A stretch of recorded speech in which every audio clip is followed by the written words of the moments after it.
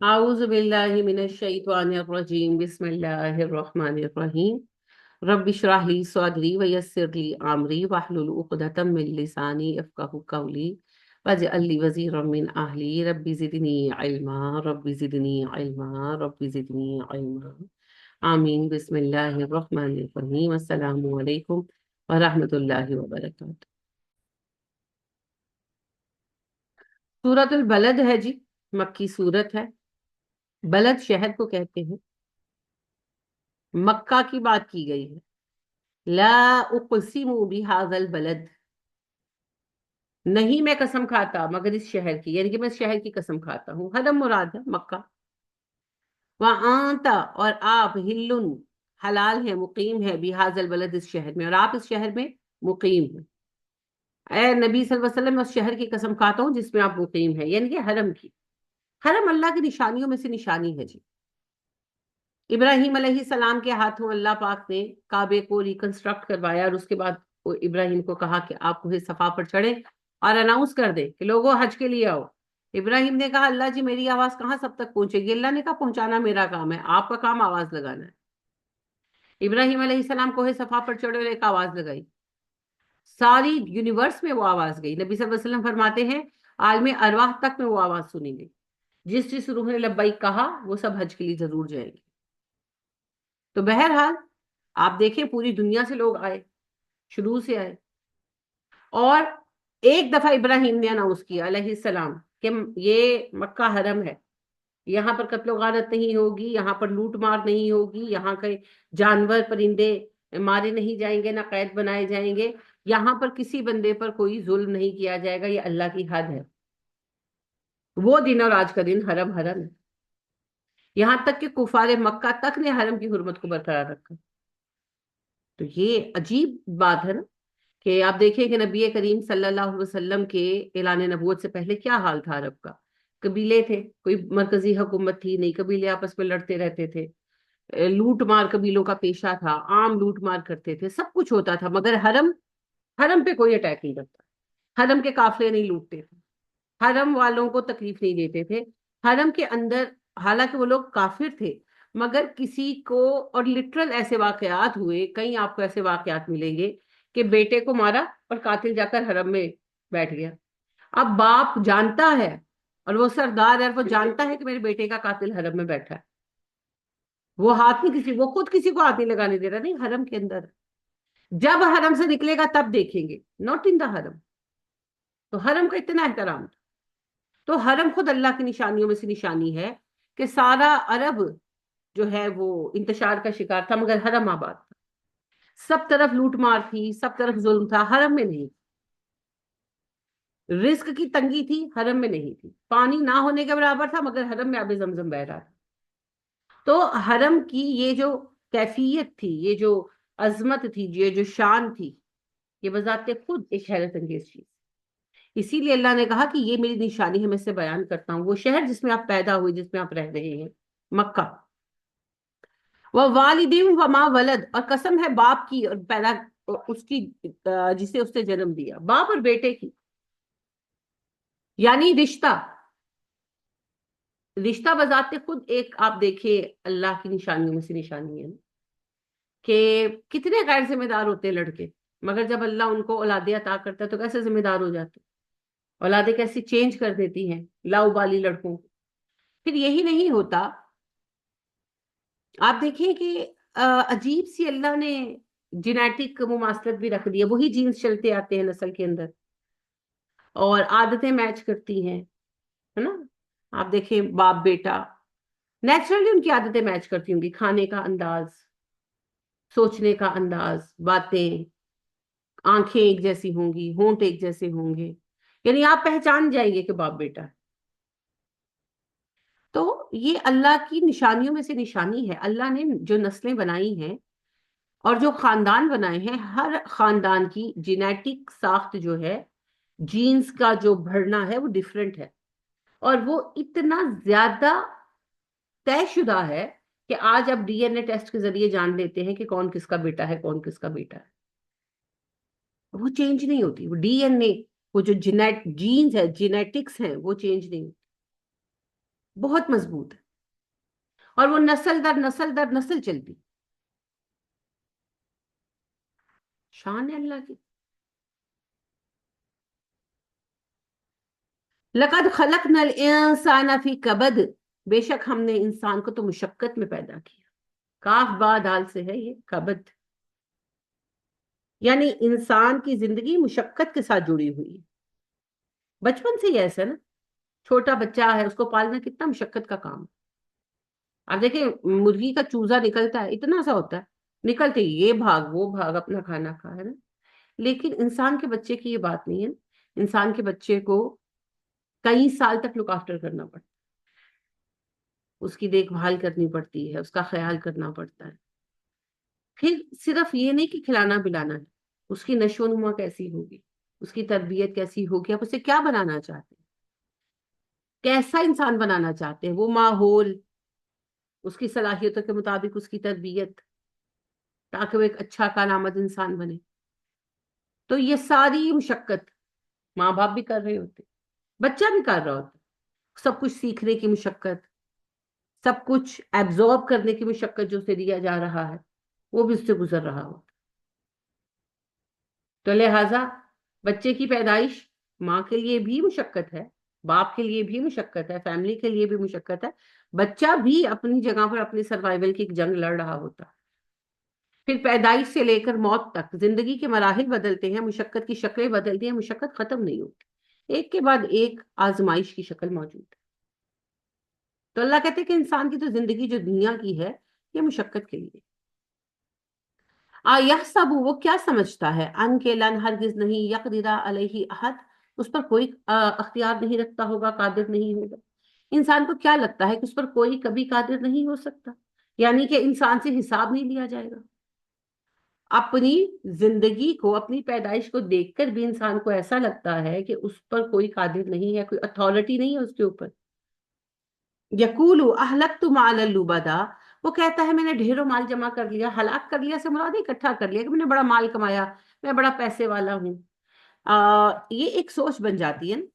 آپ سورہ کہف پڑھتے ہیں تو آپ اس میں دیکھیں جو دو باغ والوں کا قصہ ہے، تو جو باغ والا ہے جو کہتا ہے کہ اللہ نے مجھے بہت مال دیا ہے، بہت پیسہ دیا ہے، بہت اولادیں دی ہیں، آخرت میں بھی سب کچھ مجھے ملنے والا ہے، تو اللہ نے اسے مشرک کہا، بظاہر تو اس نے کوئی شرک نہیں کیا۔ کس چیز کو شرک کہا؟ اسے مال پر بھروسہ ہے، اللہ پر۔ تو اللہ نے اس کی سوچ کو اس کا شرک قرار دیا اور پھر اس پر عذاب بھی آیا۔ تو اللہ پاک ہمیں یہ بتا رہے ہیں، انسان کی یہ ایک عام سوچ ہے، ہم لوگوں کو پیسے پر بڑا بھروسہ ہوتا ہے، ہم کہتے ہیں پیسہ ہے تو بس بڑا اچھا رہے گا سب۔ پیسہ واقعی ذریعہ ہے ہمارے بہت سارے مسائل کے لیے، کوئی حرج نہیں ہے، اگر اللہ پیسہ دے تو استعمال کریں، ضرور کریں، لیکن پیسہ میڈیم ہے، پیسہ ذریعہ نہیں، پیسہ مقصد نہیں، سوری، پیسہ ہمارے لیے ایک میڈیم ہے، ایک ذریعہ ہے، پیسہ مقصد نہیں۔ ہم پیسہ خرچ کر سکتے ہیں، علاج کروا سکتے ہیں، مگر شفا اللہ کے ہاتھ ہے۔ ہم پیسہ خرچ کر سکتے ہیں، اپنے گھر کو کمفرٹیبل آرام دہ بنا سکتے ہیں، پر گھر میں محبت پیار امن اللہ کے ہاتھ میں۔ ہم پیسہ خرچ کر کے اچھا بستر اچھا لحاف خرید سکتے ہیں، مگر سکون اور آرام کی نیند اللہ کے ہاتھ۔ ہم پیسے خرچ کر کے اچھا کوالٹی کا فوڈ کھانا خرید سکتے ہیں، مگر ہم کھا سکیں گے یا نہیں، اور اگر کھا بھی لیں گے تو وہ جزو بدن بنے گا یا ہم بیمار ہو جائیں گے، یہ سب اللہ کے ہاتھ میں۔ تو پیسہ بھروسے کی چیز نہیں ہے، ہاں اللہ دے تو استعمال کرے۔ تو انسان پیسے کی محبت میں ڈوب جاتا ہے، جیسے آج ہم سب ڈوبے ہوئے ہیں، ہر کوئی گھروں میں لگا ہوا ہے نا، آپ دیکھ لیں خواتین کو آپ دعوت دیں نا تو جواب یہی ملے گا، وہ جی اس وقت تو ہماری کام والی آتی ہے۔ پھر اگر آپ قرآن پڑھنا چاہتے ہیں، آپ کام والی کو 2 گھنٹے بعد بلا لیں، یہ کوئی اتنا بڑا مسئلہ تو نہیں، ایڈریس کیا جا سکتا ہے نا، نہیں نہیں کریں گے، کیونکہ پوری توجہ جو ہے وہ اسی گھر میں لگی ہوئی ہے دنیا میں۔ یحسب ان لم یرہ احد، اسے کیا لگتا ہے کہ کوئی اس کو دیکھ نہیں رہا، کوئی اس پر نگران نہیں ہے، کہ جو تم نے پیسہ اکٹھا کر لیا یہ تمہیں بچا لے گا، دنیا کی طرح آخرت میں بھی پیسہ کام آ جائے گا؟ کیا لگتا ہے تمہیں لگتا ہے کوئی تمہارے اوپر نگران نہیں ہے، کوئی تمہیں دیکھ نہیں رہا؟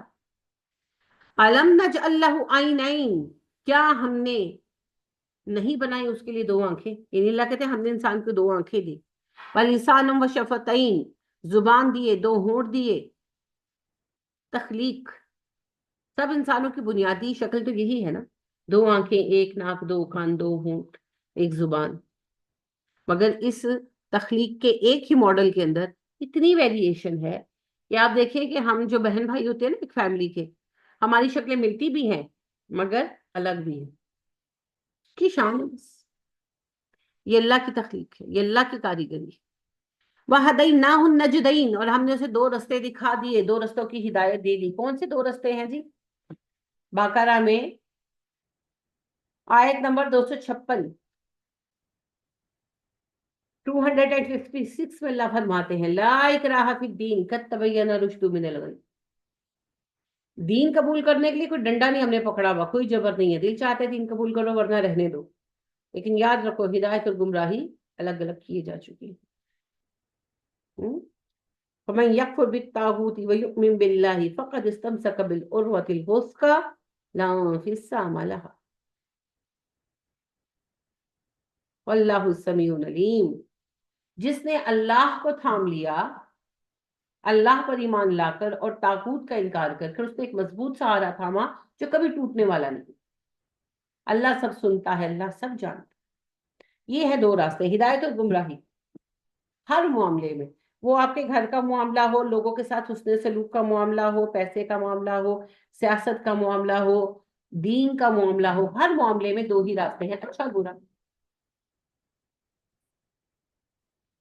رشد اور غی.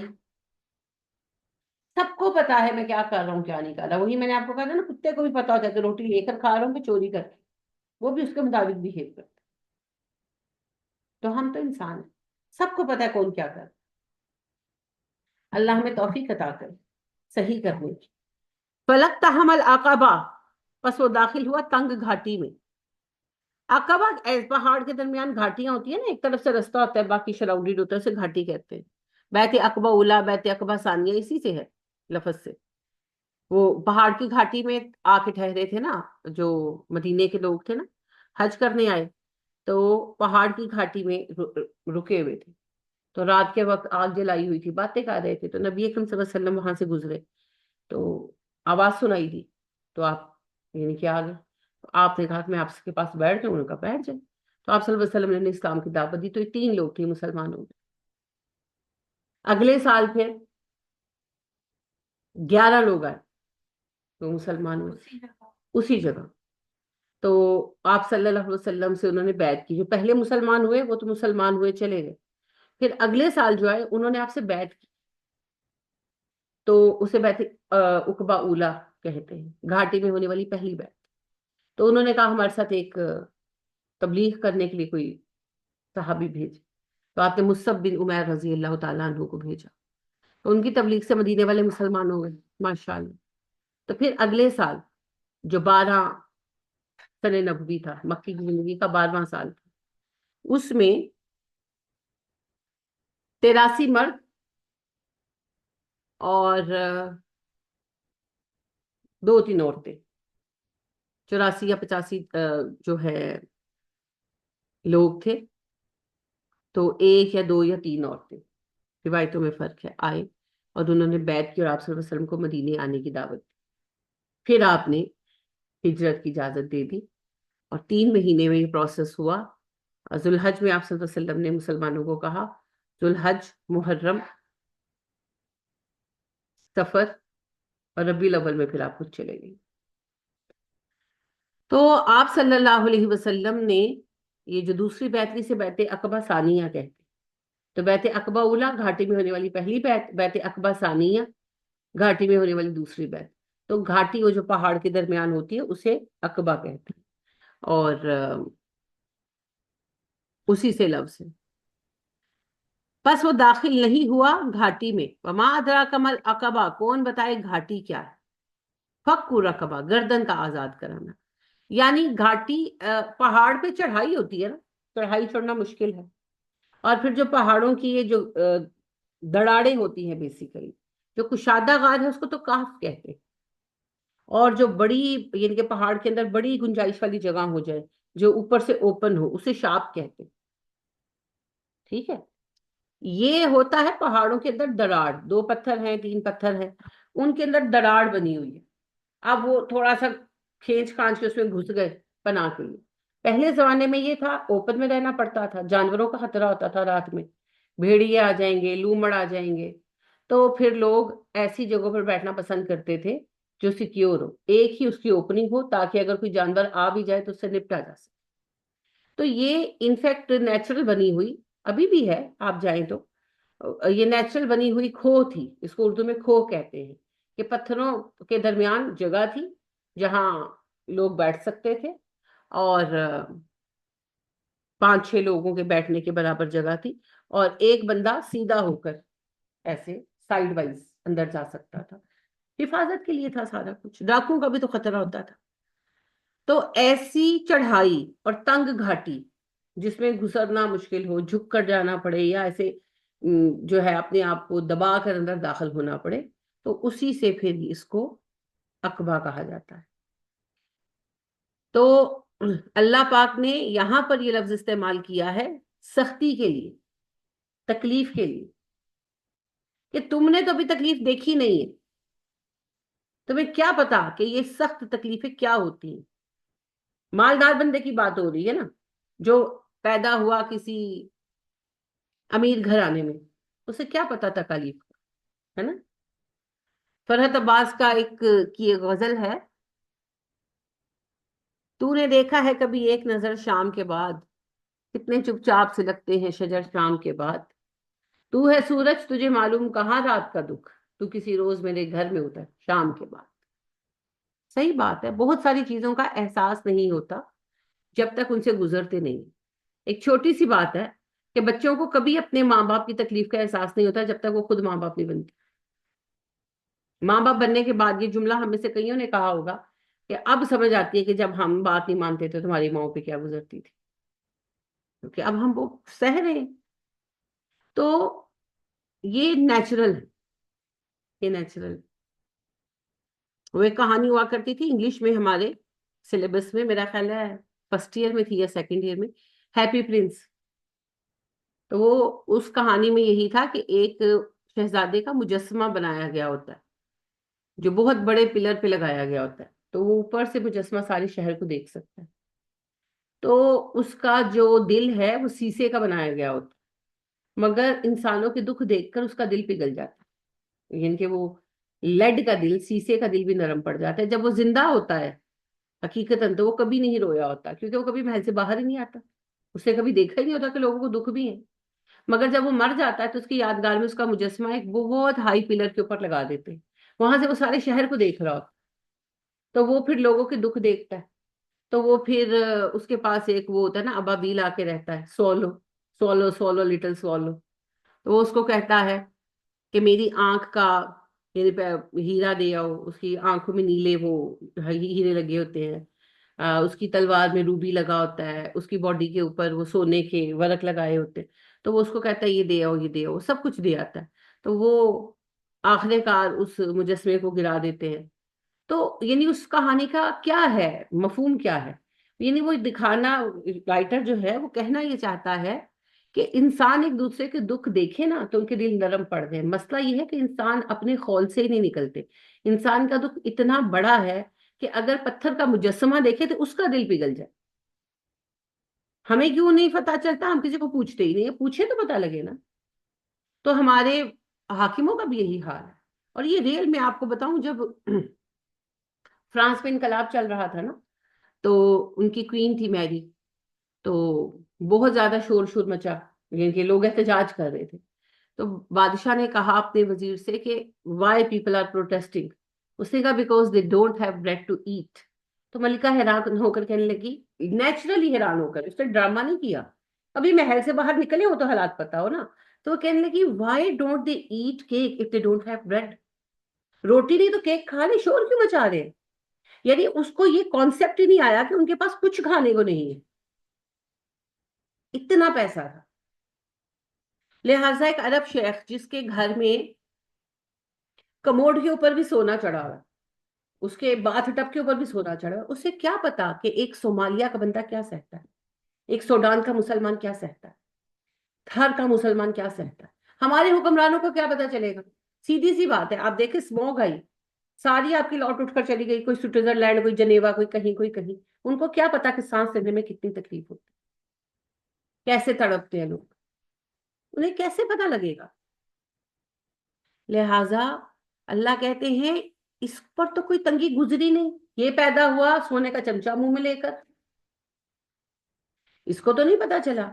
اب میں اس کو سزا دوں گا، کیونکہ جب میں نے اس کو دنیا میں مالدار بنایا، اس نے دوسروں کو دیکھا ہی نہیں، ان کی تکلیف کو سمجھا ہی نہیں، سارا پیسہ سنبھال کر بیٹھ گیا۔ اب دنیا میں عیش کر لی، اب آخرت میں اسے تنگ گھاٹی چڑھاؤں، سزا دوں گا بے حسی کی وجہ سے، غیر ذمہ دارانہ رویے کی وجہ سے۔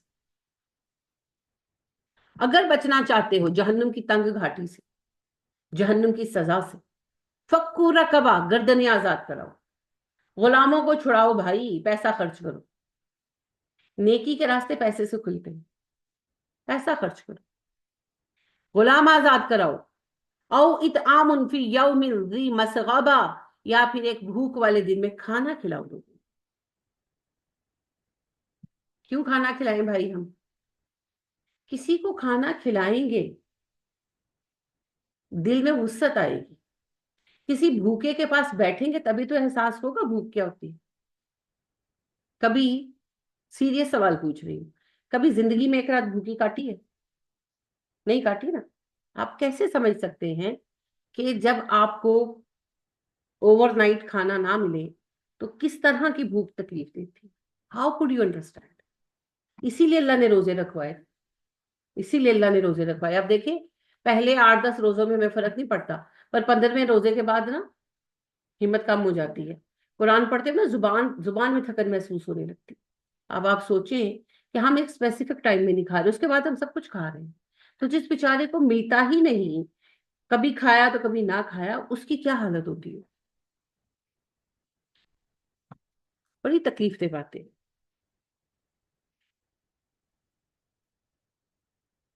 ایک دفعہ ایک بچی آئی، کوئی ملنے والے تھے میرے میاں کے ورکر تھے، تو وہ ان کی بچی آئی، چھوٹی بچی، چھوٹی مطلب 12-13 سال کی بچی تھی، اپنے والد کے ساتھ ہے۔ تو کھانا شانا بنایا، وہ صاحب تو میرے میاں کے ساتھ تھے، تو بچی گھر پہ تھی، تو میں نے کہا وہ کھانا کھاتے ہیں، جو بھی بنا ہوا تھا ہم نے کہا کھائیں، تو روٹی بنائی، پھلکے بنائے تھے چھوٹے، تو بڑی روٹی نہیں تھی، چھوٹی روٹی تھی، تو میں نے اس کو کھانا سرو کیا، میں نے کہا آپ کھاؤ گرم گرم، میں دوسرا پھلکا اتارتی ہوں، کھا لیا۔ تو دوسرا جب میں نے اس کو دیا تو کہنے لگی کہ ہم اتنا ہی کھاتے ہیں۔ تو خیر وہ تو مجھے اس طرح بات واضح نہیں کر سکی، لیکن میں اس سے 2-4 باتیں پوچھی، مجھے سمجھ آئی کہ یعنی ان کو یہ عادت ڈالی گئی کہ ایک وقت میں ایک پھلکا ہی کھانا، کیونکہ جو آٹا ہے وہ سارا ٹائم چلانا ہے نا، اگر 2-2 3-3 روٹیاں ایک وقت میں کھا لیں گے تو دوسرے ٹائم کیا کھائیں گے؟ اب آپ امیجن کریں، کیا ہم نے کبھی حساب رکھا ہے؟ ہم تو پرات نکالتے ہیں، گوندتے ہیں، پکاتے ہیں، کھاتے ہیں، ختم ہو گیا، مسئلہ کیا ہے اور پکا نکال کے گوند لو۔ انا للہ و انا الیہ راجعون، پھر ہم کہتے ہیں یہ نہیں ہے وہ نہیں ہے، استغفر اللہ، استغفر، شکریہ۔ تو کبھی ان لوگوں میں یہ مجھے کچھ حدیثیں یعنی وقت کے ساتھ مجھے صحیح معنوں میں سمجھ آتی ہیں کہ نبی اکرم صلی اللہ علیہ وسلم نے فرمایا، ایک صاحب نے کہا میرا دل سخت ہے تو میں کیا کروں؟ تو آپ صلی اللہ علیہ وسلم نے فرمایا یتیم کے سر پر ہاتھ پھیرا کرو شفقت سے، مساکین کی صحبت میں رہا کرو۔ پڑھ لیا، بس پڑھ لیا۔ اب سمجھ آتی ہے کہ مساکین کی صحبت سے مراد یہ ہے کہ جاؤ اپنے غریب رشتہ داروں سے ملو، دیکھو کس حالات میں ہے۔ میں اپنی ایک عزیزہ کے گھر گئی، بڑی معزز ہے ماشاءاللہ، بیوہ ہیں، بیٹا ہے کوئی نہیں، سلائی تھوڑی بہت کرتی ہیں، بوڑھی ہوگی زیادہ کر نہیں سکتی، تو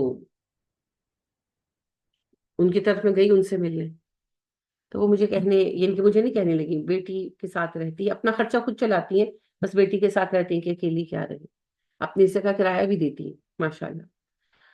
تو بیٹی سے مشورہ کرنے لگی کہ فلک آئی ہے تو میرے پاس اتنے پیسے ہیں، میں نماز پڑھ رہی تھی، وہ بات کر رہی تھی تو اس میں کان میں پڑی کہ اتنے پیسے ہیں، تو کون سی سبزی آئے گی اتنے پیسوں میں، ڈسکس کر رہی تھی۔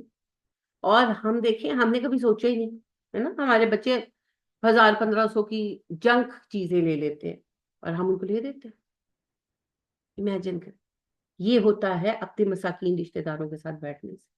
آپ کو پتا چلتا ہے میرے پاس کتنی نعمتیں.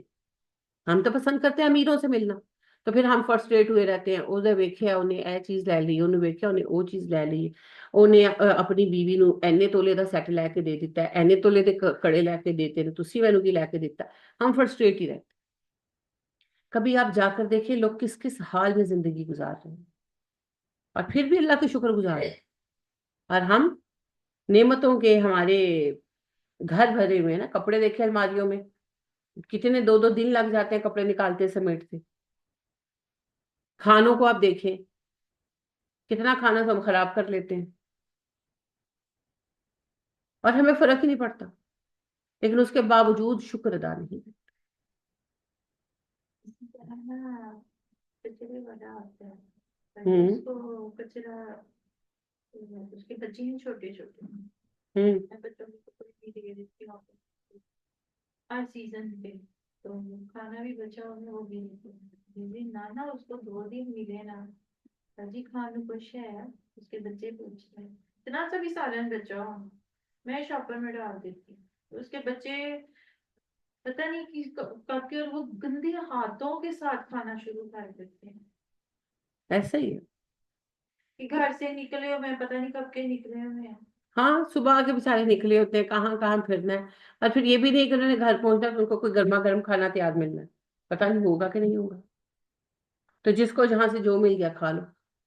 اور میں کہتی ہوں اس کے بچے ہاتھ بھی نہیں دھوتے, وہیں پر کیاری پہ بیٹھ کے نا یہی کھانا شروع کر دیتے ہیں جو صحیح چیز کہہ بھی رہی ہیں آپ, دیتے ہیں. صحیح کہہ رہی ہیں. ان بیچاروں کا سارا دن گزرتا ہی انہیں چیزوں میں. اور گندے ہاتھ گندے کپڑے, انہیں سے کچرا اٹھاتے ہیں, کرتے ہیں, ان سے کھانا شروع کر دیتے اور ہیں. آپ دیکھیں کہ ایک انسان کے ساتھ کتنی زیادتی, کس قدر زیادتی ہے, اور کتنے پیارے پیارے بچے ہیں اس کے. اگر ان بچوں کو بھی صحیح تعلیم ملے, صحیح حالات ملے, تو کیا فرق ہے ہمارے بچوں میں ان کے بچوں میں, بلکہ وہ ہمارے بچوں سے زیادہ محنتی ہے. یہ حکومت کا ظلم ہے, کیونکہ یہ کام آپ یا میں نہیں کر سکتے. اللہ آسمانوں پر ہے اور زمین پر حاکم ہے. اس کا یہ کام ہے کہ لوگوں کو سوشل جسٹس پرووائڈ کرے. سوشل جسٹس کیا ہے؟ سب کو تعلیم کی سہولت ہو, سب کو رہنے کی سہولت ہو, سب کو کھانے کی سہولت ہو, سب کو علاج کی سہولت ہو, اور سب کو تحفظ حاصل ہو.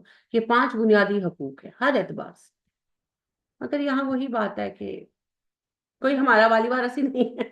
ہم تو لوارث ہیں, اللہ کے سوا ہمارا کوئی والی وارث نہیں. کیونکہ ہماری خاکی اتنے اچھے. بالکل نہیں اچھے, بالکل نہیں اچھے. اس پورے نظام کو بدلنا, اللہ ہمارے لیے آسانیاں کر دے. لیکن آپ یہ دیکھیں, واقعی آپ صحیح کہہ رہی ہیں کہ کتنا مشکل ہے اس چیز کو. کبھی آپ تصور کریں کہ ہمارے بچے اسکول جاتے ہیں, ہم ان کو لنچ دے کر بھیجتے ہیں اللہ کے فضل سے, پھر وہ واپس آتے ہیں اور ان کو پتا ہوتا ہے کہ گھر میں کچھ مزیدار بنا ہوگا. کہیں اکثر تو وہ فرمائشی انہوں نے کی ہوتی ہے کہ صبح یہ بنانا ماما.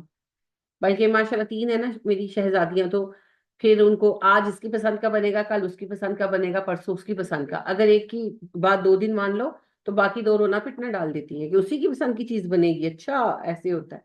تو الحمدللہ ان کو پتا تھا آج تو میں فلانی چیز کہہ رہی تھی, تو فلانی چیز بنی. تو دیکھیں یہ امید کتنی بڑی ہے کہ ہم گھر جائیں گے, گرما گرم کھانا بنا ہوگا تو ہم آ کر کھائیں گے. یہ بچے بےچارے سارا دن کام کرتے ہیں. یہ بچے ہو گئے یہ جو روڈز کے اوپر اخبار بیچتے ہیں, جو پھول یہ بھی بیچتے ہیں. کہ ان کو کھانا دے بھی لو نا, ایکسٹرا بھی دے لو نا, انہوں نے نہ نہیں کرنی, انہوں نے وہ بھی کھائی جانا ہے. وہ پتہ ہے کیا ہے, ان کو یہی لگتا ہے کہ شاید پتہ نہیں پھر ملے نہ ملے. انسان کے اندر ایک ہڈن ہنگر آ جاتی, نیچرل ہے. اب ہوتا یہ ہے کہ یہ سارے بچے جو ہیں سارا دن کام کر کے جب یہ رات کو جاتے ہیں تو ان کو پتا نہیں ہوتا کہ گھر پہ آگے ہمیں کھانا ملے گا کہ نہیں ملے گا.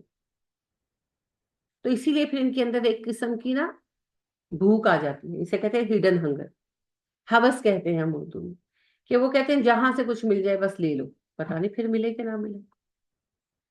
تو ایک سعودیہ میں ایک صاحب نے بڑا اچھا کام کیا, اچھا لگا مجھے, تو میں نے دکھایا تو آگے سے تبصرہ مجھے ملا. پھر میں نے ان کو خیر کاؤنٹر آنسر کیا کہ انہوں نے یہ کیا کہ ایک صاحب نے کہ اپنے گھر کے باہر نا فریج لگوا لیا, تو وہ کھانے وہاں فریج میں رکھ دیتا ہے ڈبوں میں ڈال کے, تو لوگ جس کو ضرورت ہے وہ لے جاتا ہے. اس نے لکھا ہوا اوپر فی سبیل اللہ, تو لوگ لے جاتے ہیں, اور لوگ رکھ بھی جاتے ہیں, صرف لے ہی نہیں جاتے, وہ محلے میں سے لوگ آ کر رکھ جاتے ہیں، جس کو چاہیے وہ لے جاتا ہے۔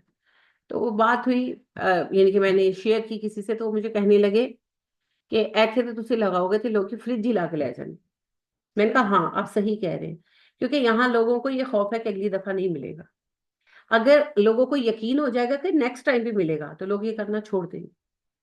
یہاں کسی کو کسی پر ٹرسٹ نہیں ہے، لوگوں کو یہ ڈر ہوتا ہے کہ ہمیں نہیں ملنا، اسی لیے جس کو بھی وہ کہتے ہیں نا موقع ملتا ہے وہ اندھی مچا دیتا ہے۔ اگر ان کے اندر آپ یہ اعتماد پیدا کر دینا کہ اگلے وقت بھی ملے گا تو پھر وہ ایسا نہیں کریں گے۔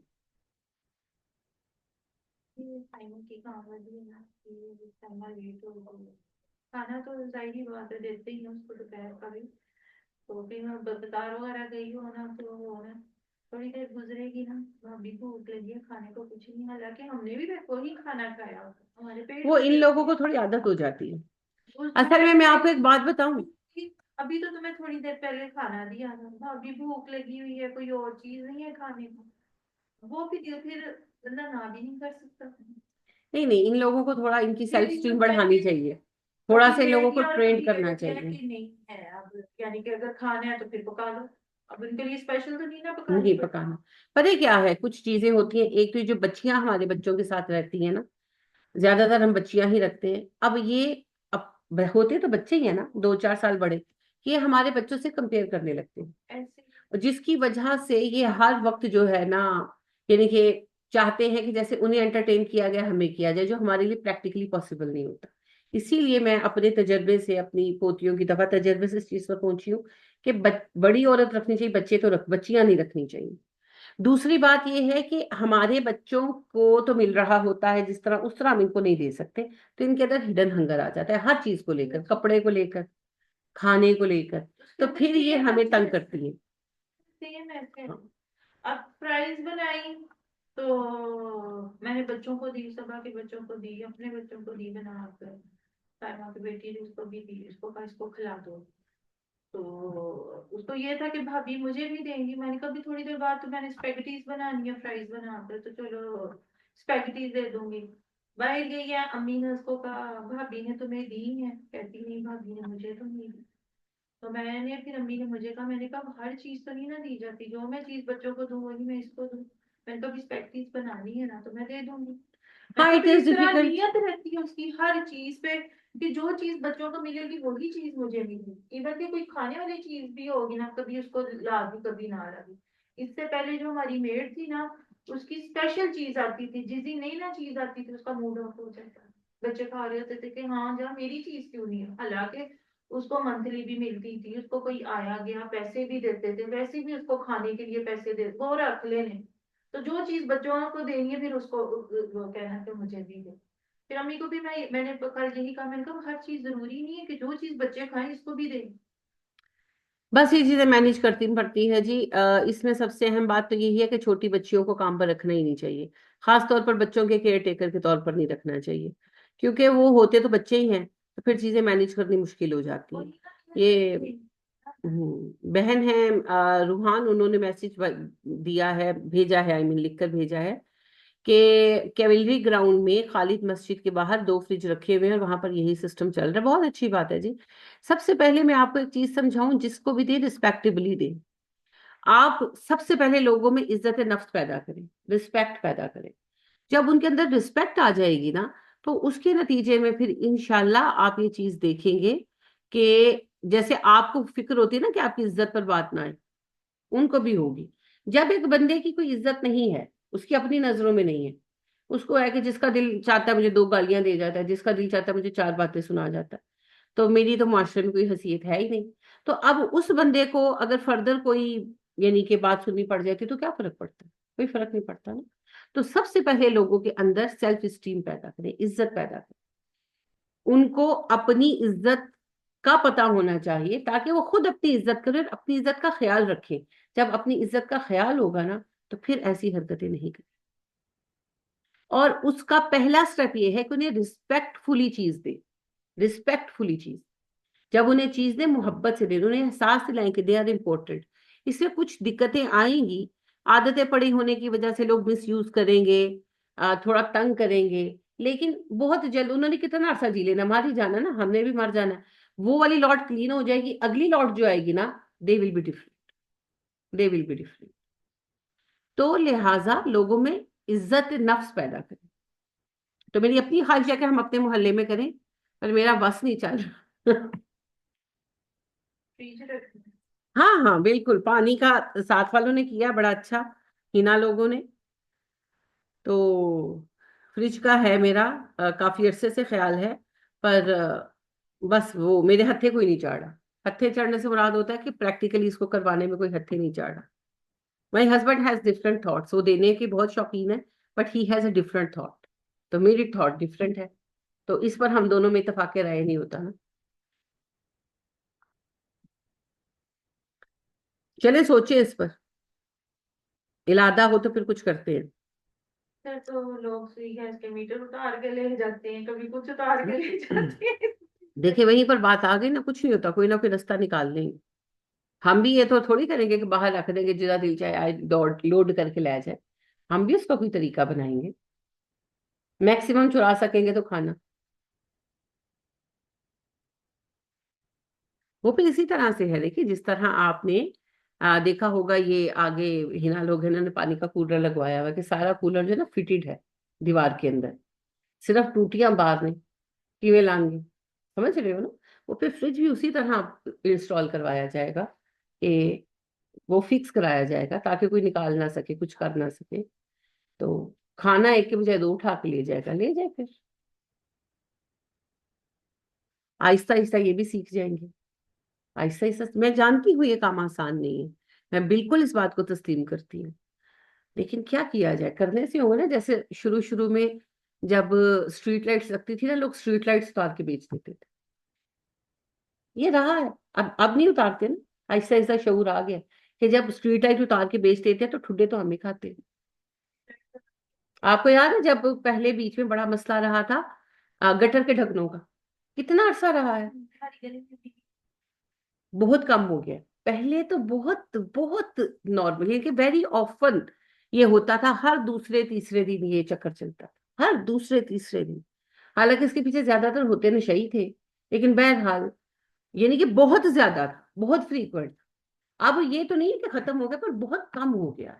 جیسے جیسے شعور بڑھے گا ویسے ویسے چیزیں بہتر ہوں. میں بالکل یہ نہیں کہہ رہی کہ پہلے دن سب کچھ ٹھیک ہو جائے گا، but we can manage things.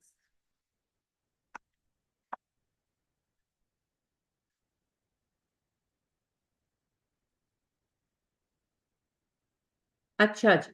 تو بھوکے کو کھانا کھلانا، اب یہ جتنی چیزیں یہاں پر آ رہی ہیں، نبی کریم صلی اللہ علیہ وسلم نے فرمایا، آپ صلی اللہ علیہ وسلم مسجد میں تھے تو ایک صاحب ملنے کے لیے آئے، اور آپ صلی اللہ علیہ وآلہ وسلم نے نماز پڑھائی. یعنی کہ وہ آئے تھے، ملے، آپ بھی ملے، نماز وغیرہ پڑھائی. پھر آپ صلی اللہ علیہ وسلم اندر جانے لگے، تو وہ گاؤں کے تھے، انہوں نے واپس نکلنا تھا.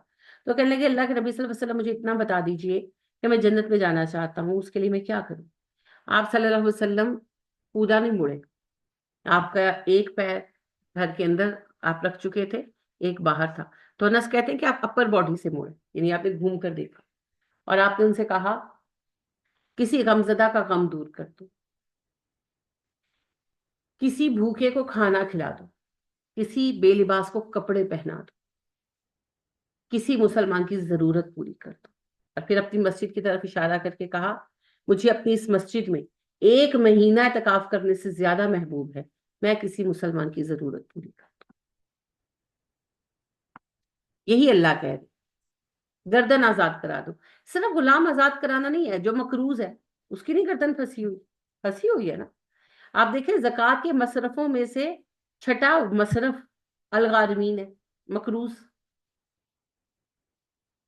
تو ایک بندہ، اس کا اپنا گھر ہے، اپنی گاڑی ہے، مگر قرض میں پھنس گیا، اس پر زکوٰۃ جائز ہے. یہ آپ کے رب کا قانون ہے. کیونکہ آپ لیا قرض فرض کر کسی نے 2 کروڑ روپیہ لیا، کاروبار میں لگایا، کاروبار ڈوب گیا، اب کیا کریں. اچھا جی، اب ہم کہتے ہیں جی بالکل کار ہی ہے، گڈی ہے. اب گھر بیچ دے گا، گاڑی بیچ دے گا، سب کچھ بیچ دے گا، روڈ پر آ جائے گا نا، پھر وہ بھی خیرات مانگتا پھرے گا. اسلام یہ نہیں کہتا. اسلام کہتے ہیں جتنا مسئلہ نا اس کو سمیٹ لو. اگر میرا اپنا بھائی ہو اور وہ قرض لے اور اس کے پیسے ڈوب جائیں، اللہ نہ کرے، اور آپ 5 بہن بھائی ہیں، تو ہم 4 بہن بھائی کیا کہیں گے؟ اگر مجھے پتا چلے میرا کہ بھائی گھر بیچ رہا ہے تو ہم کیا کہیں گے؟ گھر نہ بیچو، گھر نہ بیچو. कोई बात नहीं, कितना कर्जा है, अच्छा चलो हम 1-2 साल में उतार देंगे, हम तुम्हें इतने इतने पैसे करके देंगे, करेंगे ना? तो भाई जो मुसलमान है वो भी तो भाई है, वो भी तो फंसा हुआ है बेचारा। क्यों चाहते हो कि उसका घर बिक जाए, उसकी फैमिली सड़क पर आ जाए? और जितने घर बेरोजगार होंगे, डिपेंडेंट होंगे, आपकी इकोनॉमी उतनी डूबेगी ना। देखिए ये नहीं, एक बंदा कमा रहा है, 4 बंदे खा रहे हैं, एक रेशो बना हुआ है, चलो। अब उसी बंदे की कमाई एक की रही और खाने वाले 6 हो गए, 8 हो गए, 10 हो गए, मसला बढ़ता है क्या? इनकम वहीं पर है।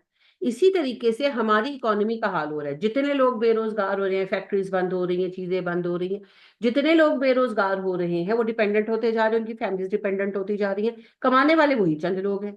तो फिर कैसे चलेगी इकोनॉमी? नहीं चल पाएगी ना। इस वक्त हमें इसी परेशानी का सामना, इससे निकलना होगा। और सबसे पहले इसमें एक बात यह है कि जक़ात का सिस्टम बहाल किया जाए, जो बदकिस्मती से नहीं है। अल्लाह करे कुछ हो जाए। हम हर साल कुछ ऐसे लोग होते हैं कर्जदार जिनके कर्ज उतारते हैं, तो इंशाल्लाह आगे रमजान भी आ जाना है, जो भी इसमें पूल करना चाहे जरूर करें। अल्हम्दुलिल्लाह हमने पिछले 5 सालों में 3 फैमिलीज का बड़ा कर्ज चुकाया है। छोटे छोटे कर्ज तो छोटे मोटे कई चुकाए हैं, लेकिन 3 फैमिलीज का बड़ा कर्ज चुकाया है। तो अब इस दफा फिर 2 फैमिलीज हैं। जाहिर है वो एक से दूसरे को पता चलता है तो लोग राब्ता करते हैं। तो फिर तहकीक तो मैं पूरी करती हूँ जितनी इंसानी इख्तियार में है। तो अब ये है कि कर्ज चुकाने की कोशिश है। असल में एक तो पिछली दफा के हैं, उनसे हमने बात की थी, पर वो हम पूरी 100% ही पूरी कर सके, उनका निस्फ कर्ज चुका दिया था, निस्फ जो है अभी बाकी है। और दूसरी फैमिली का भी कुछ कर्ज है, वो अलहदा है, वो अभी कांटेक्ट में आए हैं। तो आपने जहन में रखना है इंशाल्लाह, क्योंकि ये ज़कात का मसरफ भी है। और होता ये है ना, ये बेचारे ना सूद पर कर्जे ले लेते हैं मजबूरी में, क्योंकि बगैर सूद के कर्जा कहाँ से मिलता है? अभी तो कहीं से भी नहीं मिलता। तो ये सूद पर कर्जे ले लेते हैं, फिर इनकी इनकम निकलती रहती है सूद में, कर्जा वहीं का वहीं खड़ा रहता है, तो कमाने के बावजूद ये बेचारे हैंड टू माउथ रहते हैं। तो इनके कर्जे उतर जाएं तो ये नॉर्मल जिंदगी गुजार सके। ये बड़ी एक तकलीफ से हकीकत है।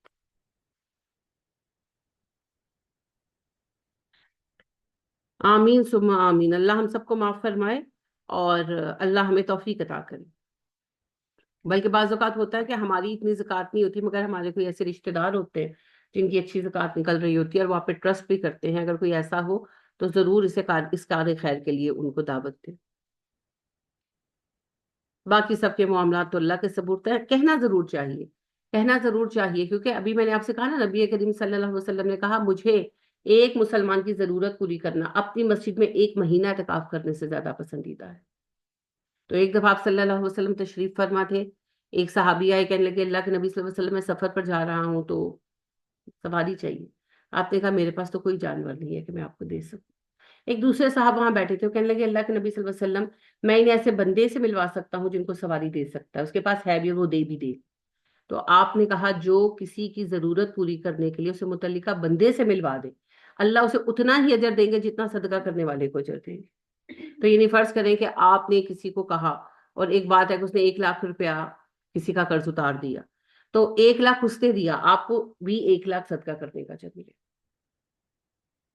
तो अगर हमारे कहने से किसी का मसला हल हो जाता है तो ये इतनी बड़ी बात है कि अब्दुल्ला बिन अब्बास रजी अल्लाह ताला अन्हु जो है एतकाफ बैठे हुए थे मस्जिद नबवी में, जाहिर है।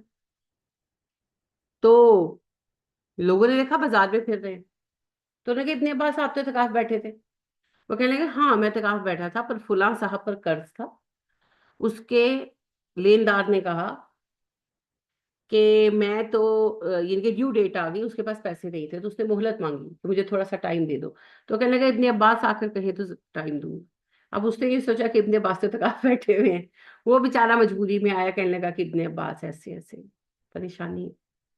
तो वो ये कह रहा है, इब्ने अब्बास ने इत्तेकाफ तोड़ दिया, उठ के चले गए उसके साथ। तो जाकर कहने लगे मैं तुम्हें कह रहा हूँ इसको मोहलत दे दो। अब वो कह चुके थे कि इब्ने अब्बास आकर कहे तो मैं मोहलत दूंगा, मोहलत देनी पड़ी। तो उन्होंने कहा कि मैंने अपने भाई की जरूरत पूरी करना अफजल समझा एतकाफ पर। तो एक दूसरे की जरूरत पूरी करने की कोशिश करनी चाहिए। बाकी वही बात है, मालिक तो सबका अल्लाह है। اور سب کے کام وہی پورے کرنے والا ہے. تو کسی کو کھانا کھلانا جی، کھانا کھلانا، آہا. نبی اکرم صلی اللہ علیہ وسلم کا جو پہلا جمعہ تھا نا محلہ بنو سالم میں، وہ اس میں آپ نے یہی کہا، آپ نے کہا سلام پھیلاؤ، رات کو اٹھ کر نماز پڑھو، تہجد، اور کھانا کھلاؤ.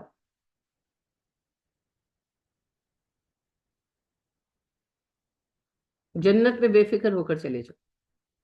مختصر ترین خطبہ تھا. تو کھانا کھلانا جی، کھانا کھلانا. یتیماً ذا مقربہ، کسی یتیم کو قربت دی جو تمہارا قرابت دار تھا، یعنی تمہارے رشتہ داروں میں جو بچے یتیم ہوئے، کبھی ان کا خیال رکھا، کبھی ان کو پوچھا کس حال میں بیٹھے ہیں. او مسکین ذا متربہ، یا کسی مسکین کو، خاک نشین کو جا کر پوچھا کن حالات میں گزار رہے ہو زندگی. ایک صاحب اپنا واقعہ بیان کرتے ہیں، بڑا حسین واقعہ. وہ کہتے ہیں کہ میں بڑا پریشان تھا، پیسہ بہت تھا، اولاد نافرمان، بیوی بدتمیز، اس پر بیمار بھی ہو گئے. ڈاکٹروں نے ٹیسٹ وغیرہ کیے تو ان کو لگ رہا تھا کینسر ہے، پر کینسر بھی نہیں تھا، لیکن طبیعت نہیں ٹھیک ہوتی تھی، کچھ کھاتے تھے تو ہضم نہیں ہوتا تھا. بڑے غمزدہ، بڑے افسردہ. تو ان کے دوست نے، کسی عالم سے، ایک دوست سے ملاقات ہوئی تو پیسے کا، تو وہ انہیں ایک عالم کے پاس لے گئے. عالم اللہ کے فضل سے اچھا بندے تھے. انہوں نے بات سنی تو انہوں نے کہا کہ آپ کہاں کے ہیں؟ انہوں نے بتایا جی پیچھے سے فلانے گاؤں کا ہوں. تو انہوں نے کہا کب سے اپنے گاؤں آخری بار کب گئے؟ تو انہوں نے کہا جی پتا نہیں، کوئی 15-20 سال ہو گئے. تو انہوں نے کہا آپ اپنے گاؤں جائیں، اپنے رشتہ داروں سے ملیں، ان کے ساتھ کچھ دن رہیں. تو کہتے ہیں کہ چپ کر کے گھر آ گئے، ان کو کچھ سمجھ نہیں آئی، کہنے لگے کہ کیا یہ مسئلے کا حل ہے. خیر وہ بیوی سے جھگڑا ہوا، وہ بہت لڑی لڑی، تو موڈ خراب ہوا، تو ان کے جیسے کچھ دن جان چھوٹے، گاؤں چلے گئے.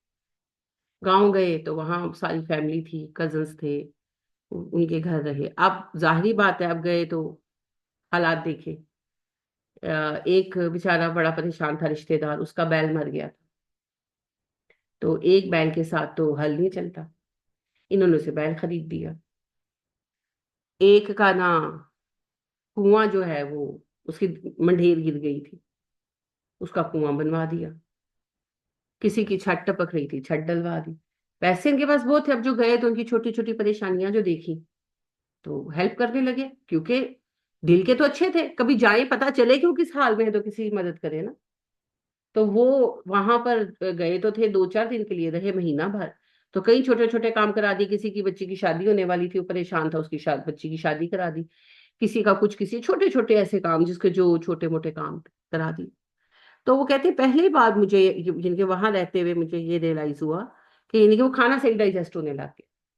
پہلا مسئلہ تو کہ جو کھاتے تھے تکلیف، یہاں تک کہ میدے کے کینسر کے ٹیسٹ تک ہوئے، وہ خیر کینسرس تو نہیں نکلے، مگر اتنا یعنی ان کو میدے میں تکلیف تھی. تو وہ پہلی چیز تو یہ ہوئی. اچھا اس کے بعد پھر بیوی آ گئی کہ بھئی ان کو کچھ دن ویٹ شیٹ کیا ہوگا ظاہر ہے، پھر وہ آ گئی، اچھا چلو گھر چلو، سوری غلطی ہو گئی. تو بیوی گھر ان کے بنا کر لے گئی. اور گھر آئے تو بچوں کا رویہ نیچرلی ان کے جیسے چینج ہوا ہوا تھا، وہ جیسے ہر بات پہ بدتمیزی کرنا، جواب دینا. تو وہ کہتے ہیں وہ مجھے سمجھ آیا کہ اچھا، وہ مجھے اس بندے نے صحیح کہا تھا، اپنے رشتہ داروں میں جاؤ. جب میں گیا، میں نے ان کی تکلیفیں دیکھی، میں نے ان پہ پیسے اسپینڈ کیے، انہوں نے جو میرے لیے دعا کی، یا وہ جو خوش ہوئے اور اللہ مجھ سے راضی ہوا، تو اللہ نے میرے گھر والوں کو میرے حق میں اچھا کر دیا. تو اس کے بعد وہ کہتے ہیں میں نے اپنا اصول بنایا ہوا ہے کہ میں سال میں 2 چکر اپنے گاؤں کے لگاتا ہوں. تو جو وہاں پر کسی کا کام ہوتا ہے میں کرا دیتا ہوں. تو نہ میں بیمار ہوں اس کے بعد سے، اور نہ میرے گھر میں وہ مسائل. چھوٹے موٹے مسائل تو زندگی کا حصہ ہے، لیکن وہ جو معاملے تھے وہ ختم ہو. یہ ہے رشتہ داروں کا خیال کا. تو آپ دیکھیں، ہمیں تو اب تو خاص طور پر جو بچے ہیں، ان کو تو پتہ بھی نہیں کہ ان کے رشتہ دار کتنے ہیں اور کہاں کہاں ہیں. یعنی میں حیران ہوتی ہوں کہ آج بچے، یعنی شادی شدہ بیٹے بیٹیاں، ہفتوں ماں باپ کو فون تک نہیں کرتے، سگے ماں باپ کو نہیں پوچھتے فون کر کے. چلو آ نہیں سکتے، فون کر کے تو پوچھو کس حال میں ہو، کیا کر رہے ہو. رابطے ہی نہیں. تو کسی کا حال ہی نہیں پتا تو کسی کے لیے کریں گے کیا. تو حال پتا رکھنا چاہیے. اب جیسے نبی صلی اللہ علیہ وسلم نے کہا جو خود پیٹ بھر کر سویا، اس کا ہمسایہ بھوکا سویا، وہ مومن نہیں. اب ہمیں تو پتہ ہی نہیں ہمسائے میں رہتا کون ہے، تو یہ ہمارا ذمہ ہے، اتنا ہمیں پتا ہونا چاہیے. تو اللہ پاک ہمیں توفیق عطا کرے. اللہ کہتے ہیں تم کیسے جہنم سے بچو گے جبکہ تم نے اپنے قرابت داروں کو نہیں پوچھا یتیم کس حال میں جی رہا ہے، مسکین کس حال میں جی رہا ہے، کبھی ان کا خیال رکھا، کبھی ان کی مدد کی. ثم کان من الذین آمنوا، بس پھر وہ جو ہوئے مومن، وتواصوا بالصبر، ایک دوسرے کو تلقین کی صبر کی، وتواصوا بالمرحمہ، اور ایک دوسرے کو تلقین کی رحم کرنے کی. اللہ اللہ. دیکھیے پھر بات وہیں پر آ گئی. اولئک اصحاب المیمنہ، یہی ہے دائیں ہاتھ والے جو ایمان لا کر صبر کرتے رہے خود دوسروں کی بد سلوکیوں پر، اور ایک دوسرے کو یہ نصیحت کی کہ رحم کا معاملہ کرو، چھوڑو جانے دو، کچھ نہیں ہوتا. ابھی یہ آپ نے 10 کا قتل کیس دیکھا ہوگا. انا للہ و انا الیہ راجعون. وہ جو گھر کی عورتوں نے مل کر گھر کی عورت کو مار دیا. بڑا کیا آ رہا ہے. بکواس ہے. نہیں وہ آ تو رہا ہے کیونکہ کیس حقیقت میں ہے. آپ دیکھیں دل کی سختی کا کیا لیول ہے نا. آپ کسی سے اتنی نفرت کیسے کر سکتے ہیں؟ نہیں کہہ نہیں رہے تو باقاعدہ پولیس رپورٹ کی ہی ہے کہ وہ پریگننٹ تھی اور جو ہے اس کو مار دیا، اس کے لاش کے ٹکڑے ٹکڑے کر دیے، ٹکڑے مختلف جگہوں پہ پھینک دیے. یعنی استغفر اللہ، لا الہ الا اللہ. آپ کسی کو ناپسند کر سکتے ہیں، بالکل کر سکتے ہیں، کوئی ایسی بات نہیں ہے، لیکن آپ اتنی نفرت کسی سے کیسے کر سکتے ہیں؟ یعنی ہم نے کبھی کچھ جانور ذبح نہیں کیا، ہماری تربیت میں نہیں ہے. تو کوئی آپ کو، مجھے کوئی کہے کہ بھی مرغی کاٹ دو، مجھ سے تو نہیں کٹے گی، مجھ سے تو نہیں کٹتی. سیریس بات ہے، میں آپ سے مذاق نہیں کر رہی. میں تو کوکروچ وغیرہ نہیں مارتی، میں ان کو جھاڑو سے باہر پھینک دیتی ہوں. مارتی نہیں، میں کہتی ہوں وہ بھی ایک زندگی ہے، اس لیے مارنا ہے. جب باہر پھینک دینے سے کام چلتا تو چلاؤ. یعنی ہمارے پیارے نبی صلی اللہ علیہ وسلم نے، وہ ایک صحابی نے وہ چڑیا کا بچہ اٹھا لیا تھا، تو وہ مادہ چڑیا جو ہے وہ چکر کاٹ رہی تھی. نبی صلی اللہ علیہ وسلم نے اس پہ ڈانٹا کہ تمہیں ڈر نہیں. آپ نے پوچھا، آپ نے کہا اسے کس نے بتایا؟ وہ چل پڑے نا صحابہ، تو وہ پیچھے پیچھے آئے. تو اس پر آپ صلی اللہ علیہ وسلم سمجھ گئے. آپ نے کہا کس نے ستایا اس کو؟ تو وہ کہنے لگے میں نے اس کے بچے اٹھائے. آپ نے کہا تمہیں اللہ سے ڈر نہیں لگتا؟ رکھے اس کے بچے واپس. پھر ایک دفعہ کیمپ کرنے لگے تو آپ صلی اللہ علیہ وسلم جا کر لیٹ گئے. تھک گئے تھے آپ زیادہ، تو صحابہ نے کہا آپ ریسٹ کر لیں. آپ لیٹ گئے. اچھا صحابہ نے جگہ صاف کی تو دیکھا وہاں چونٹیوں کا بل ہے، تو کپڑا رول کر کے آگ لگا کے اندر رکھ دی. وہ بیچاری کچھ بھاگ گئی، زیادہ تر جل گئی. آپ صلی اللہ علیہ وسلم اٹھ کر آپ نے کہا آپ کس سے لگائی تھی؟ صحابہ نے کہا جی چونٹیوں کا بل ہے. آپ نے کہا سبحان اللہ، تم نے انہیں جلا دیا. آگ کا عذاب صرف اللہ دے سکتا ہے، تم نے کیسے جلا دیا؟ تمہیں ہٹ کر لگا دینا چاہیے تھا خیمہ.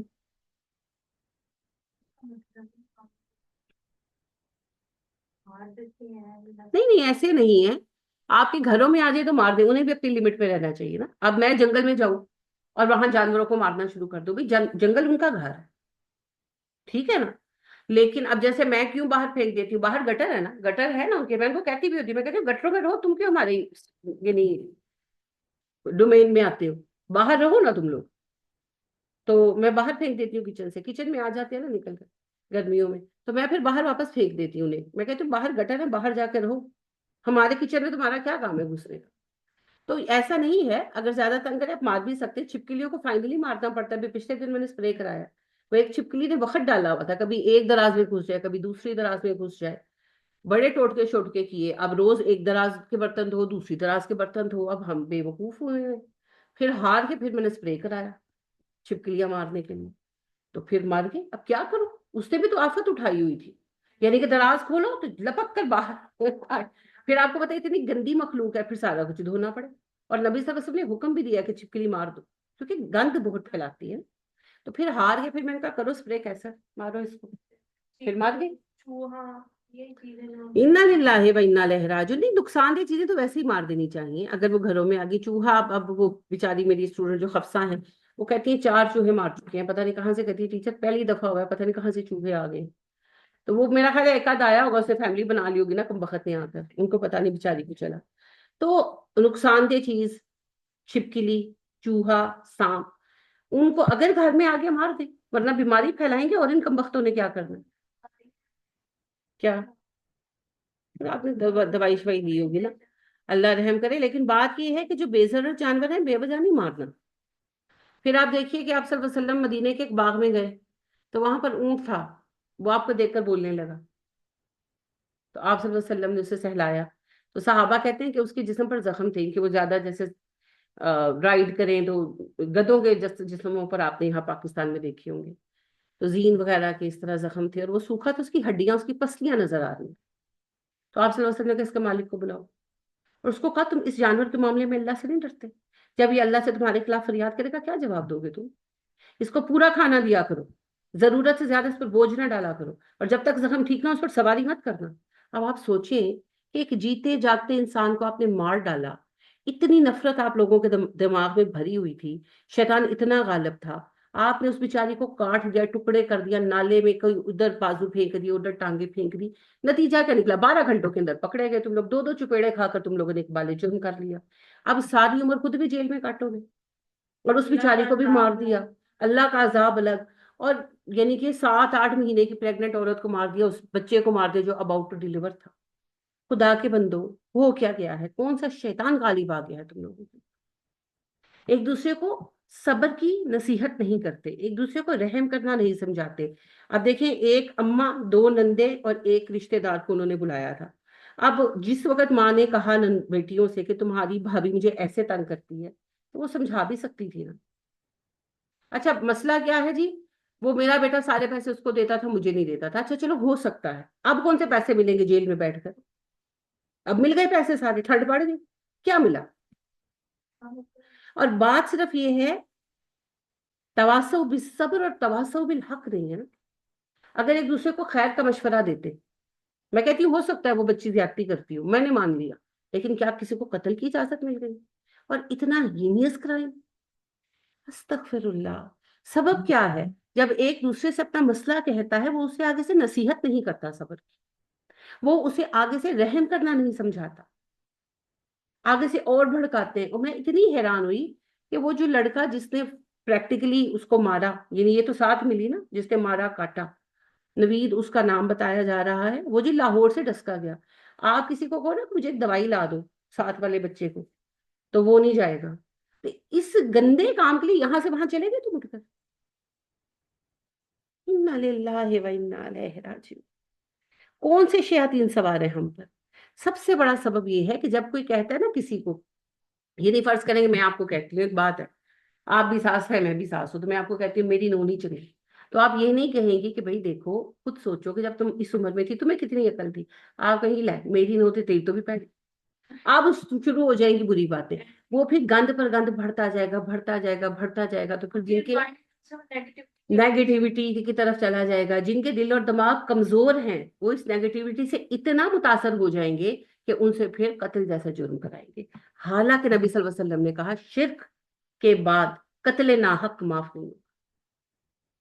اور اللہ کہتے ہیں مجھے اپنی عظمت کی قسم ہے، جس نے ایک مسلمان کو ناحق قتل کیا میں اس کو جہنم میں ڈالوں گا، اگرچہ اس قتل ناحق میں پوری کائنات شریک ہو۔ اب یہ قتل ناحق ہے نا، تو مجھے اتنا افسوس، مجھے تو اس بندے پہ اتنا رحم آ رہا تھا کہ بیوی اس کی مر گئی، پیدا ہونے والا بچہ بھی بےچارا مر گیا، اور مارنے والے کون ہیں؟ ماں اور بہنیں۔ باپ اس کا پہلے وفات پا چکا ہے، بھائی اس کا کوئی ہے نہیں، پورا خاندان اس کا تو ختم ہو گیا نا، ماں اور بہنیں جیل میں بیٹھی ہوئی ہیں، بیوی مر گئی۔ اب آپ سوچیں اس کی مینٹل سٹیٹ کیا ہوگی، وہ کسی کو کیا کہے کیا نہ کہے۔ کیا پتا ہو بس جی وہ بھی اندر ماں کے ساتھ شامل ہوا ہو، جو ابھی سیٹ تک تو کر کے نہیں ہے بیٹھا وہ ہو۔ بات، نہیں جی ابھی تک تو اس طرح کو کوئی ثبوت نہیں ملا، غیب کے علم تو اللہ جانتا ہے، لیکن ابھی تک تو ایسا وہ تو تھا ہی نہیں پاکستان میں۔ باقی اللہ کو بہتر پتا، ابھی تک تو کوئی ایسی ممکنہ صورت نظر نہیں آ رہی۔ تو یہ 3 4 دن ہو گئے یہ بڑا دکھا رہی ہے۔ بہت ہی، میں خیر اس کی پبلشنگ کو تو بہت ہی ناپسند کرتی ہوں، برائی کو عام نہیں کرنا چاہیے، کیونکہ کمزور لوگ جو ہوتے ہیں نا وہ سیکھتے ہیں۔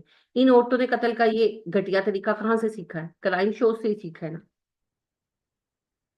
تو اسی لیے اللہ پاک نے کہا ہے برائی کو نشر نہ کرو،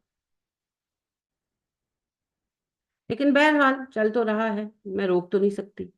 لیکن بس دیکھیں اصل بات یہ ہے تواصو بالصبر نہیں ہوتا، تواصو بالمرحمہ نہیں ہوتا۔ ہم اپنے بچوں کے لیے ایک دوسرے سے مشورہ کرتے ہیں نا، بہن بہن کو کہتی ہے کہ میری بہو میرا بیٹا مجھے تنگ کر رہے ہیں، کر بھی رہے ہوتے ہیں تھوڑا بہت، ظاہر ہے بچے ہیں تنگ کر رہے ہوتے ہیں، تو بہن کہتی ہے نکال باہر کرو، بیٹے کو گھر سے نکال دو، جائیں ذرا خود رہ کے دیکھیں۔ وہ یہ نہیں سمجھاتی کہ تھوڑی رحم اور محبت سے چلو، اور اس ٹائم کو یاد کرو جب تم بہو تھی، نئی بیاہ کر گئی تھی، تمہارے ساس سسر بھی اتنا ہی تنگ تھے تم سے، تو تھوڑے صبر سے کام، تھوڑا ٹھنڈا کر کے کھاؤ، تھوڑا سا وقت دے دو۔ ہم ایک دوسرے کو نیگیٹو ایڈوائز کرتے ہیں، ہم ایک دوسرے کو پازیٹیوٹی کی طرف نہیں لاتے. مومن کیا کرتا ہے؟ صبر کی نصیحت کرتا ہے. مومن ایک دوسرے پر رحم کرنے کی نصیحت کرتا ہے. اور نبی صلی اللہ علیہ وسلم نے کہا جو رحم نہیں کرتا اس پر رحم نہیں کیا جاتا. اب انہی خواتین کو لے لے، پھر مسلمان خواتین ہیں بہرحال، قیامت کے دن کس منہ سے اللہ سے رحم مانگیں گی؟ کہ اللہ پاک کہیں گے کہ خرچہ نہ دینے پر تم نے اپنی بہو بیٹے کے ساتھ کیا کیا، اب مجھ سے کس وجہ سے تم رحم کی امید رکھتے؟ اللہ نہ کرے ایسا ہو، اللہ ان کو توبہ کی توفیق دے دے. لیکن آپ سوچیں کب ہمارے دل اتنے سخت ہو گئے. کیونکہ نبی صلی اللہ علیہ وسلم فرماتے ہیں وہ مومن جنت میں جائیں گے جن کے دل پرندوں کی طرح ہوں، نرم نرم دل. پرندوں کے دل بڑے نازک ہوتے ہیں، زوردار آواز نہیں وہ بیچارے برداشت کر سکتے. تو ہمارے دل کب اتنے سخت ہو گئے؟ ہم اتنے بڑے شیطان کا اعلی کار کب بن گئے؟ شیطان کب ہمارے سروں پر سوار ہو؟ استغفر اللہ استغفر اللہ. نبی صلی اللہ علیہ وسلم نے کہا اگر تمہارے دل سے رحم اٹھا لیا گیا تو میں کیا کر سکتا ہوں. تو ایک دوسرے کو رحم کی تلقین کرتے رہے، ایک دوسرے کو معاف کرنے کی تلقین کرتے رہے، ایک دوسرے کو صبر کرنے کی تلقین کرتے رہے. والذین کفروا بآیاتنا هم اصحاب المشأمہ، رہے وہ لوگ جو ہماری آیتوں کے انکاری ہیں وہ بائیں ہاتھ والے ہیں. علیہم نار موصدہ، ان پر آگ بند کر دی جائے گی. نبی صلی اللہ علیہ وسلم فرماتے ہیں کہ آخر کار جہنمیوں کو آگ کے بڑے بڑے صندوقوں میں بند کر دیا جائے گا اور اس پر مہر لگا دی جائے گی، جہنم سیل کر دیا جائے گا. اللہم انی اعوذ بک من عذاب النار. تو بات یہ ہے جی، مسلمان کی جان لینے والا بھی تو اللہ سبحانہ و تعالیٰ کا نافرمان ہے، گھروں میں فساد ڈالنے والا بھی تو اللہ کا نافرمان ہے، شوہر کی بات نہ ماننے والی بیوی بھی تو اللہ کی نافرمان ہے، ماں باپ کی نافرمان اولاد بھی تو اللہ کی نافرمان ہے. تو اپنے آپ کو کسی بھی شکل میں نافرمان نہ کریں. اپنے آپ پر خود غور کریں، اپنے اوپر سب سے اچھے جج ہم خود ہیں. مگر مصیبت یہ ہے ہم دوسروں کے لیے جج اور اپنے لیے وکیل صفائی بن کے بیٹھے رہتے ہیں. ایسا مت کریں، اپنی آپ کو جج کریں، دوسروں کے لیے ہمیشہ مارجن رکھیں. کیونکہ دوسرے کی نیت مجھے نہیں نا پتا، اپنی نیت تو مجھے پتا. دیکھیں میں کیوں پڑھا رہی ہوں مجھے پتا، مگر آپ کیوں پڑھنے آ رہے ہیں مجھے نہیں پتا. تو پھر مجھے اپنے لیے رائے رکھنی چاہیے کہ مجھے یہاں صحیح ہونا ہے، یہاں صحیح ہونا ہے، یہاں صحیح ہونا ہے، اور دوسروں کے لیے مارجن رکھنا چاہیے. ہمارا حال یہ ہے، میرے تے مصیبت آئی ہے تے اللہ منو ازما دے، اور میری بہن پہ مصیبت آئی کر ٹوٹی ہے جدے نے. ہم تو ایسے ہوئے ہوئے انا للہ و انا الیہ راجعون. حالانکہ صحابہ کا معاملہ ایسا نہیں تھا. وہ تو کسی پر کوئی پریشانی آ جاتی تھی. مجھے اتنی پیاری بات لگتی ہے جب اما عائشہ صدیقہ رضی اللہ تعالیٰ عنہ پر الزام لگا، اما کو پتہ ہی نہیں تھا. تو ابو ایوب انصاری رضی اللہ تعالیٰ عنہ کو پتہ چل گئی، بات ظاہر ہے مردوں میں بات تھی. تو ان کی بیوی جو ہے ام ایوب، وہ ایک جن کی ان کو پتہ چلی. تو جیسے خواتین، میرا خیال ہے سبھی خواتین شوہروں سے بات کرتی ہیں، میں بھی جو بات اپنے میاں سے کرتی ہوں. تو وہ کہنے لگی کہ آپ کو پتہ چلا ابا ایوب عائشہ کے بارے میں؟ تو ابو ایوب انصاری کہنے لگے اگر تم ہوتی تو ایسا کرتی؟ وہ کہنے لگی میں کیوں کروں گی، میں کبھی نہ کرتی. تو انہوں نے کہا عائشہ تو تم سے زیادہ اچھی مسلمان ہے، وہ ایسا کیوں کریں گی؟ اور اللہ کی قسم اگر صفوان بن معطل کی جگہ میں ہوتا تو میں نبی کی بیوی کے ساتھ ایسا کبھی نہ کرتا. اور صفوان بن معطل تو مجھ سے اچھا مسلمان ہے، کتنی اچھی خوشگمانی. بنا کہ کسی کو بات کرنے کا موقع ہی موقع ہی نہیں دینا، موقع ہی نہیں دینا، صاف منع کر دیا. اور ہم تو فوراً ہی ہاں ہاں ایسا تو پیو بھی انج دسی، ایسا تو دادا بھی، میرے دادے نے دسیا سی، ایسا پردادا بھی انج دس. وہ ہم تو اگلی نسل تک چھوڑ کے آئیں گے. انا للہ و انا الیہ راجعون. اوہو، وہ اقبال کہتے ہیں نا تم ہو آپس میں خطا کار، تم ہو آپس میں غضبناک، وہ آپس میں رحیم. تم خطا کارو خطا بھی، وہ خطا پوشو کریم. چاہتے سب ہیں کہ ہو اوج سریا پہ مقیم، پہلے پیدا تو کرے ویسا کوئی قلب سلیم. کہ تم لوگ غضبناک ہو، معافی نہیں کرتے، جان کھانے پہ آ جاتے ہو. وہ تو ایک دوسرے کے معاملے میں رحیم لوگ تھے، معاف کر دینے والے، رحم کرنے والے. تم تو خطائیں ڈھونڈتے ہو، وہ تو پردہ ڈال دیتے تھے. ابو قتادہ رضی اللہ تعالیٰ عنہ کی اتنی حسین حدیث ہے، اللہ ان کو بہت برکتیں دے، اتنا پیارا ہی لگتے ہیں نا مجھے. خیر مجھے سبھی پیارے لگتے ہیں پر کچھ باتیں نا ایسے دل میں اترتی ہیں. ابو قتادہ بوڑھے ہو گئے تھے تو بازار میں نکلے مدینے کے، تو ایک لڑکا نوجوان دیہات کا گھوڑا بیچ رہا تھا. यंग घोड़ा था, खूबसूरत। तो कहने लगे बच्चे कितने का बेच रहे? तो कहने लगा कि जी 20 दिनार का, 20 गोल्ड कॉइन का। घोड़े को देखा, कहने लगे 50 का है ये तो तुम्हारा घोड़ा। तो कहने लगा ठीक है, आप 50 का ले लें। फिर दोबारा देखा, कहने लगे नहीं नहीं, ये तो तुम्हारा 60 दिनार में बिकना चाहिए। उसने कहा सर 60 का ले लें। करते करते 150 दिनार में खरीदा, हालांकि वो खुद 20 दिनार पे बेच रहा था। लोगों ने कहा वो तादा ये क्या, वो खुद 20 दिनार पे बेच रहा था, आपने 150 दिनार का खरीदा। वो कहने लगे लोगों, उसके घोड़े की यही असल कीमत थी। तो कहने लगे हम जानते हैं कि घोड़ा इसी कीमत पर बिकना चाहिए था, पर वो बच्चा है, उसको अंदाजा नहीं था, सादा था हमने तो उसे फ्रॉड नहीं किया, वो खुद इतने का बेच रहा था तो आप ले लेते।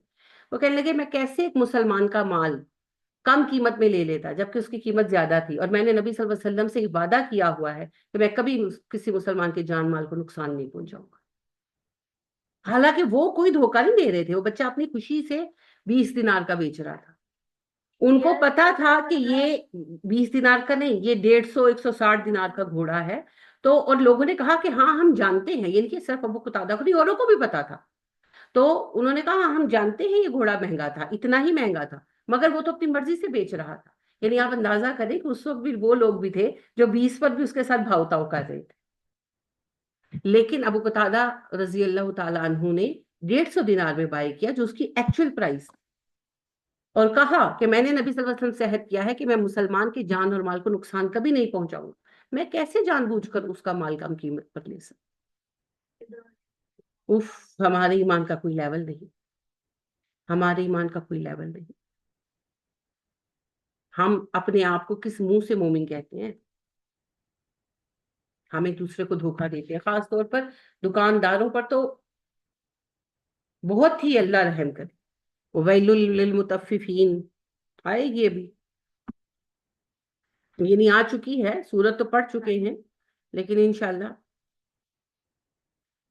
अल्लाह माफ कर दे जी, अल्लाह रहम फरमा दे। यही अखलाक की खराबी है जो हम पर ऐसे जालिम हाकिम मुसल्लत है। ये नबी सल्लल्लाहु अलैहि वसल्लम ने कहा था, जब तुम्हारे दरमियान फहाशियत बददियानती आम हो जाएगी, अल्लाह तुम पर जालिम हाकिम मुसल्लत कर देगा, जो तुम्हारे बड़ों का एहतराम नहीं करेंगे, तुम्हारे छोटों पर रहम नहीं करेंगे, वो तुम्हें गालियां देंगे, तुम उन्हें गालियां दोगे। हम उसी हालात में से गुजर रहे हैं। तो अल्लाह हमें तौफीक अता कर दे, इस्लाह की तौफीक अता कर दे। और इस्लाह शुरू होगी मुझसे। मैं अपनी इस्लाह करने की जिम्मेदार हूँ, दूसरे को पहुंचाना फर्ज है, अपने ऊपर लागू करना फर्ज है। ठीक है? तो अल्लाह हमें इसकी तौफीक दे। आमीन सुम्मा आमीन। सुब्हानकल्लाहुम्मा व बिहम्दिका व नशहदु अल्ला इलाहा इल्ला अंता व नस्तगफिरुका व नतूबु इलैक। अस्सलामु अलैकुम व रहमतुल्लाहि व बरकातुहू।